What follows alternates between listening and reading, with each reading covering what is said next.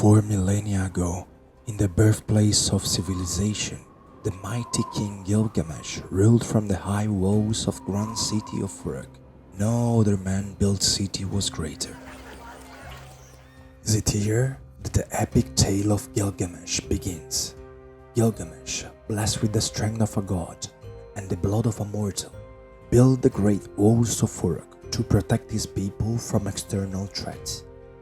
But he also oppressed his subjects, causing them to cry out to the sky god for salvation.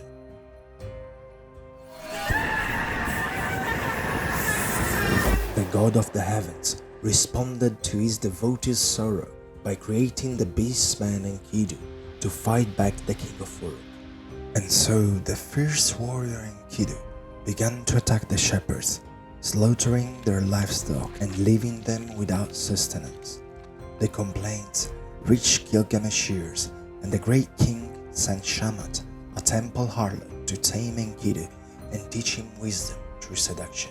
Gilgamesh knew that the contact between the two will quell the wild man's impetus. Upon the return to Uruk, Enkidu challenged Gilgamesh to a test of strength. After a grueling battle, Gilgamesh emerged victorious, but the two, recognizing each other as equal and having a deep respect for one another's strength and courage, returned to the palace as friends. The two companions spent most of their time comfortably in the palace boredom. So one day, the king proposed a grand quest to the southern cedars forest to kill the demon Umbaba and cut down his trees. Enkidu initially resisted, but ultimately relented. The journey through the desert was arduous, but the warriors pressed on. Each night, Gilgamesh had terrifying nightmares.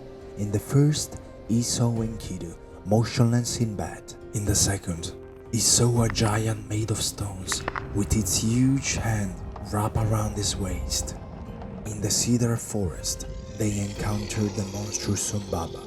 After a fierce battle, the two warriors cut the last breath of the demon and they felled the tallest tree. They used the remaining cedars to make a raft and go back to Uruk through the river. Upon their return, Enkidu fell ill, cursed by the gods in retaliation for the Umbaba death. He had nightmares of the netherworld. After some days, Enkidu died, and Gilgamesh grieved heavily the loss of his friend. He resolved not to suffer the same destiny and set out on a journey to acquire immortality. He learned of an ancient man, the only one to whom was granted immortality, and once again he departed from Uruk, directed towards Mount Mashu, which guarded the rising and setting of the sun. Arrived to destination, Gilgamesh encountered two colossal scorpions. They ridiculed his quest, labeling it as a complete absurdity, but still they granted him passage. Beyond Mount Mashu was the land of night.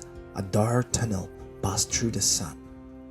After a long traveling, the light began to glimmer behind him. Gilgamesh emerged from the tunnel atop of a promontory standing above the waters of death. Here, he saw the boat that would carry him to his final destination. But blocking his path were two stone giants. After a hard fight, the stony giants were destroyed, broken up in a multitude of pieces. Gilgamesh caught sight of an old man covered by a black cloak next to the rocky side of the shore. Uruk-And was his name. He requested to the king of Uruk to craft 1,000 oars, and so our hero did. After raising the anchor, the boat was soon swallowed by the mist and shadow, levitating like a ghost upon the water's river. The king asked Uruk-And of the Ancient One, who dwelled on the opposite shore. So the boatman spoke of the age before the great flood, and the god's resolution to storm the world and flood it entirely. He spoke of the god Enki, who had warned the Ancient One and told him to gather all living beings in a boat. After a long sailing, the boat arrived on the other side of the river, hitting the shore of a deserted island, saved for a little cabin. At the door, there was the Ancient One who challenged Gilgamesh to not fall asleep for 7 days in a row to attain eternal life. But as soon as the Ancient One terminated the last sentence, Gilgamesh fell to the ground unconscious. The Ancient One asked his wife to bake a loaf of bread for each day the king slept. When Gilgamesh awoke, the Ancient One showed him the loaves of bread, each in a state of decay. Gilgamesh, having lost his opportunity, felt completely lost and hopeless. He begged the Ancient One for guidance. The Ancient Ones told him of a plant hidden at the bottom of the ocean that would grant him a ever-young body. The demigod king tied stones to his feet and descended into the depth of the oceans, resurfacing with the plant. He collapsed on the shore, exhausted. While he was sleeping, a snake crawled towards his hand and ate the plant, rejuvenating its body forever. When Gilgamesh awoke and saw the snake reborn, quickly he understood that even his last opportunity for everlasting youthfulness was lost. The road back to Uruk looked interminable and mean for the hopeless king. As the great walls of his city appeared, he stopped and raised his arm in praise of his greatest achievement, Uruk and its people.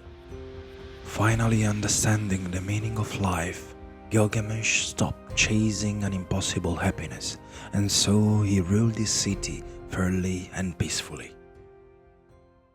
Thanks for watching.